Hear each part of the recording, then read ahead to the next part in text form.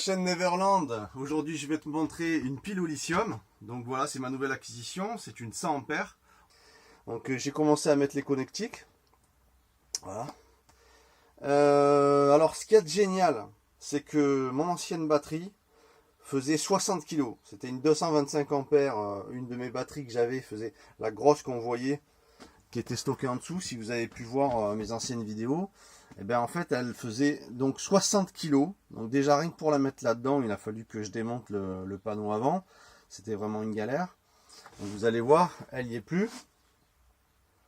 Tadam! Donc disparition de la grosse batterie qui me prenait toute ma place et qui finalement pesait un âne. Pour autant de puissance, même plus, parce que ce qui se passe avec une batterie, une pile au lithium, c'est que vous allez pouvoir utiliser la totalité de l'ampérage. Vous allez pouvoir la descendre à 100%, car sa tension va rester stable au niveau 12 volts, de manière à ce que vos appareils ne se mettent pas en sécurité, comme c'est par exemple le cas pour si vous utilisez du gaz pour le boiler. Si à un moment donné il n'y a pas assez d'énergie, ben on entend qu'il s'arrête, il reprend, il s'arrête, jusqu'à un moment donné s'arrêter, il se met en sécurité. Pourquoi? Parce que les batteries au plomb ou en décharge lente, AGM, tout ça, le truc c'est que finalement ces batteries là, on ne peut pas utiliser la totalité, si vous voulez, de la capacité en ampérage, parce que à partir de 50% de la batterie, d'une batterie au plomb ou de charge lente encore, comme je le rappelle par exemple celle-ci, qui est sous le siège, qui est une batterie cellule en fait, qui est au plomb, dès qu'elle va arriver en fait à 50% de sa capacité en ampérage, elle va commencer à chuter très rapidement, et même avant, elle va commencer à chuter en voltage, en tension, c'est-à-dire qu'on est en dessous de 12 volts. À partir de là, c'est pour ça que vous êtes embêté après avec les lumières, c'est pour ça que vous n'avez pas forcément de réponse de lumière, ou très faible, ou votre convertisseur va se mettre en sécurité très rapidement, parce que la tension en voltage est trop basse. Et bien là, avec une pile au lithium, vous n'avez plus ce problème, parce que vous allez pouvoir utiliser, encore une fois, 100% de la capacité de votre énergie. C'est comme un peu comme votre téléphone portable, qui finalement, votre téléphone portable, vous descend sa batterie jusqu'à 100%, vous le voyez sur vos téléphones portables, les iPhones et tout. Donc en fait, c'est exactement le même système qu'une pile, que sur un téléphone portable. On va pouvoir profiter pleinement de toute l'énergie. Si vous mettez du plomb ou de la décharge lente, de la GM ou quoi, et bien en fait, il vous faudra deux batteries de 100 ampères pour avoir la capacité d'une seule en lithium. Sauf que vous allez avoir des batteries très lourdes. Là, on est à 5 kg. Je ne sais pas si vous voyez. Autre chose aussi, c'est la taille. C'est la taille. Parce que moi, pour avoir une capacité comme ça, il me fallait la 225 ampères, ou 200 ampères du moins. Et donc, du coup, j'avais là-dedans, c'était complètement pris. C'était complètement pris. La place était quasi complète. Si je la prends là et que je la mets comme ça, on voit déjà la différence. Au niveau taille, j'ai plus qu'à un petit peu déplacer mon régulateur MPPT et je peux en mettre deux, voire peut-être trois si je m'organise bien. C'était pas le cas, donc du coup 300 ampères admettons en batterie lithium, je vous explique même pas la capacité de stockage en énergie, ça n'a rien à voir. À savoir que une batterie, il va falloir bien 12 heures pour la remplir selon le chargeur que vous avez, une batterie au plomb. Hein. Mais une lithium se recharge en max 4 heures avec du solaire. 4 heures de charge, elle est pleine. Ça veut dire quoi? Ça veut dire qu'en hiver, quand on va avoir, avec un bon régulateur, comme par exemple celui-là que j'ai pu montrer dans mes anciennes vidéos, ça veut dire qu'en 4 heures, votre batterie elle est pleine. Je ne sais pas si vous réalisez, vous avez 100% de la capacité d'ampérage qui va être à votre demande, et en 4 heures elle est pleine. Je ne sais pas si vous voyez. Il y a même un chargeur, j'ai un chargeur, regardez, c'est un système qui est fait exprès, de connectique, le plus le moins, donc le plus le moins, ok. Et là vous avez même une connectique qui est directe, qui va passer sur un chargeur, hein, qui est livré avec ce modèle, et qui va la charger en 1 heure, sur du 220 bien sûr, hein. Donc c'est révolutionnaire parce que en l'hiver on n'a pas énormément de soleil, même si je suis dans le sud, il y en a, bon 4 heures de soleil qui va me remplir ça pleinement, ça veut dire que c'est vraiment un gain en énergie, ça n'a rien à voir, c'est colossal. Vous avez ce genre de connectique après, qui est vraiment sympa, dans lequel, si vous voulez, ça va relier, parce que là on est en plus-moins, hein, vous voyez le rouge, le noir, et là en connexion, en faisant la connexion avec la prise, là je vais aller effectivement à mon régulateur MPPT, ok, qui va être branché et qui va être alimenté par le panneau solaire. Donc je voulais vous montrer un petit peu ce qu'il y avait de nouveau un petit peu sur la chaîne, et là on passe au lithium, donc ça va être vraiment incomparable en énergie. Ok, donc là la batterie en fait est normalement pleine, donc je vais mettre les connectiques, je vais regarder un petit peu avec le voltmètre, le multimètre, on va voir un petit peu ce que ça donne. 12,44, 12,45. Ce qui nous donne une batterie relativement pleine quand même, hein. Il n'y a pas de problème, donc on va faire des essais à partir de là.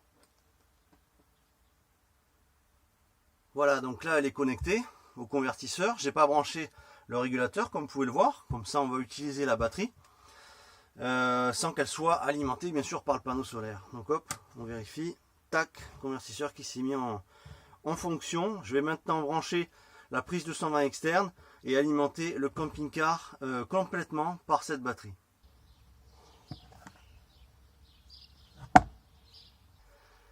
Donc voilà la prise qui est branchée, donc qui est reliée à la prise extérieure, la prise bleue qui alimente en 220 le camping-car. C'est branché, ça fonctionne. Le frigo qui tourne en 220. Je ne sais pas si on voit bien là. Voilà, on voit qu'il est allumé. Le tableau qui indique bien qu'on est alimenté par la prise extérieure 220 à partir du convertisseur. Donc en gros l'idée c'est quoi? Eh ben, c'est que je vais allumer absolument tout dans le camping-car. Voilà, je vais allumer tout ce que je peux allumer, toutes les lampes, vraiment tout ce que je peux faire. Voilà, je vais faire tourner le maximum de choses et je vais voir ce que ça donne avec la batterie au lithium. On va voir ça. On va vérifier ce que ça donne.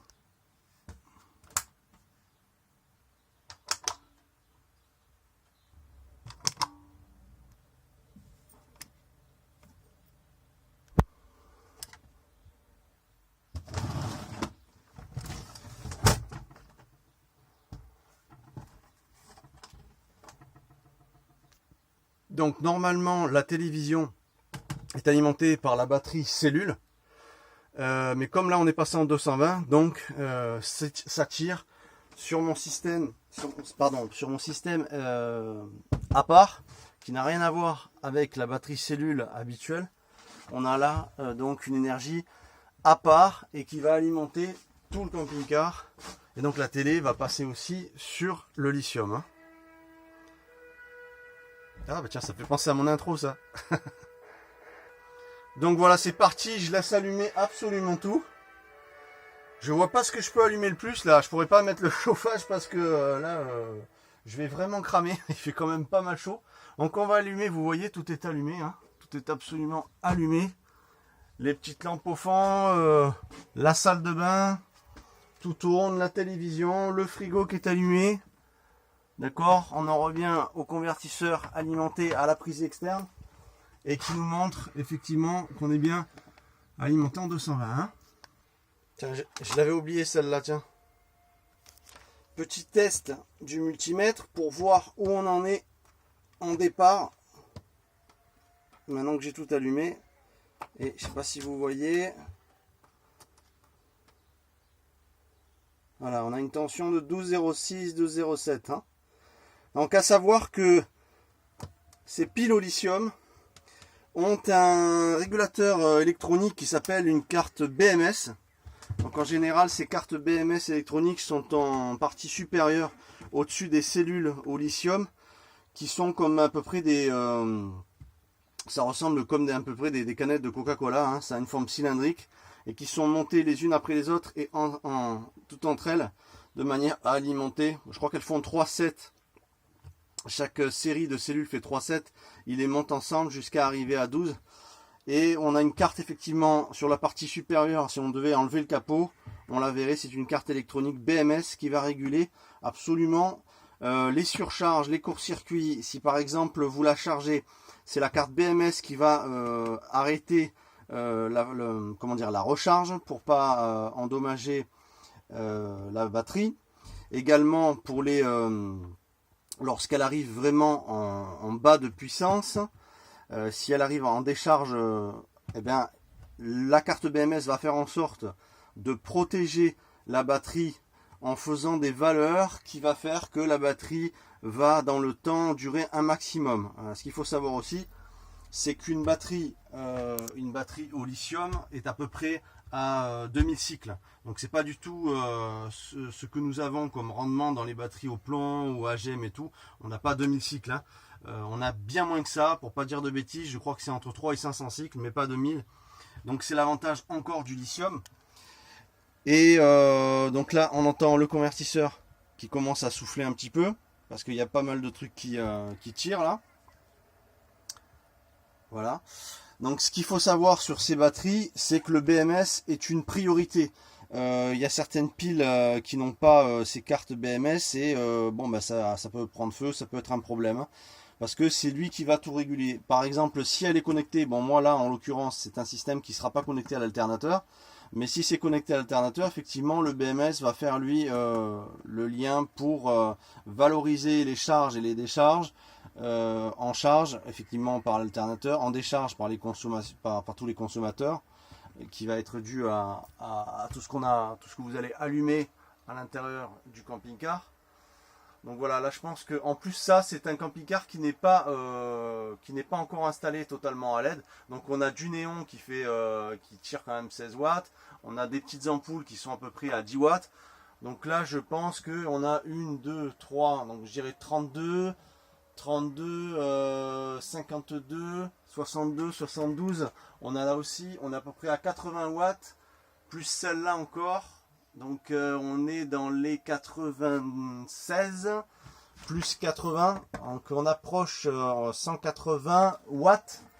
Et là, une télé comme ça, bon, je pense que ça tire dans les... que je dis pas de bêtises, ça devrait tirer dans les 40 watts ou un truc comme ça. Hein.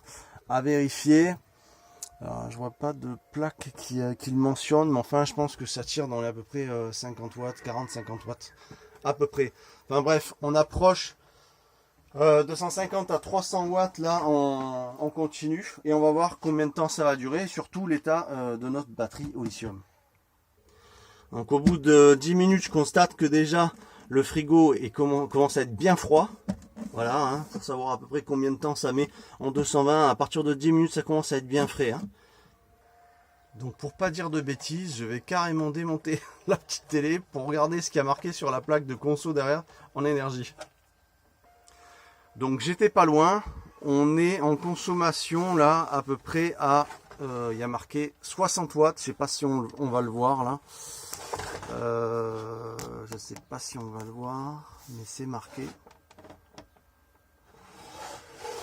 Hop ça. Attendez. J'aurais dû la démonter complètement. Voilà. Alors je sais pas si on voit, je vais faire une netteté. Voilà, mais c'est 60 watts, je sais pas si on le voit. Hop ça, voyons si je zoome un peu. Voilà, 60 watts. Donc on est à peu près à 260 watts en tout de consommation avec les lampes, la télévision qui tourne. On est à peu près voilà, dans les 260 à 280 watts avec toutes les lumières qui sont mises. Donc là on entend toujours le convertisseur qui de temps en temps, hop j'ai enlevé le zoom, qui de temps en temps se met un petit peu en soufflerie pour se rafraîchir. Et on voit un petit peu au fil de la journée combien ça dépense et ce qui va rester. Et si le lithium c'est vraiment super. À tout à l'heure. Donc après m'être tapé Jurassic Park, Wall-E et la souris, donc il est passé plus de 5 heures, plus que ça même, parce qu'un film c'est à peu près 2 heures. Donc on est à peu près, je dirais, j'ai un petit peu avancé, je dirais pas 6 heures, pas 2, 4, 6, non, je dirais plutôt que j'en suis à 5 heures. Donc j'ai refait un petit calcul exact au niveau de ma consommation. Et ma conso en fait est pas de 260 ou 280 watts, mais on est à 240. Donc la conversion, si vous voulez, P est égal à U sur I, donc la conversion en watts, vous le voyez sur toutcalculer.com, 240 watts en 12 volts, vous faites le calcul et ça mène à 20 ampères de l'heure en consommation. Ok. Donc après avoir donc passé 5 bonnes heures en ayant tout allumé dans le camping-car, en ayant regardé donc 3 films, lui a une valeur de 12,01. Voilà, 12,01, 12,02, donc ça montre bien qu'en fait il y a une stabilité au niveau de l'énergie en lithium qui fait effectivement que sa tension va rester constante jusqu'à descendre dans les 100% de sa capacité en ampérage. Voilà, à savoir donc que 20 ampères, ça nous fait donc 5 heures. Après 5 heures, j'ai quand même une valeur de tension de 12,01, ce qui est vraiment génial. Donc il n'y a rien qui se met en sécurité, il n'y a pas de problème sur cette chouette révolution qu'est le lithium. Et je vous dis à bientôt et faites gaffe aux dinosaures.